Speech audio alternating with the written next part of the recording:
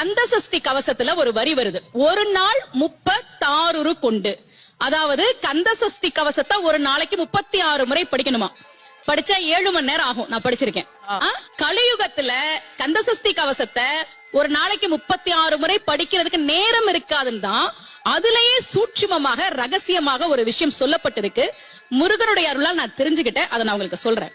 ரவண பவச ரரரரரரா ரிவண பவச ரிரிரிரிரிரி, இதுக்கெல்லாம் என்ன அர்த்தம் நான் தேடி தேடி தேடி முருகன் அருளால் தெரிஞ்சுக்கிட்டேன்.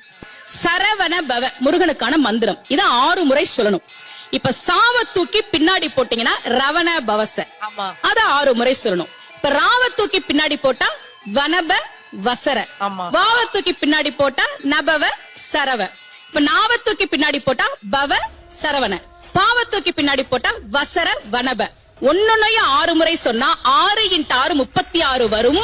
இப்படி சொன்னால் 5 நிமிஷத்துல சொல்லிடலாம். கந்த சஷ்டி கவசத்தை 36 முறை சொன்ன பலன் கிடைக்கும்.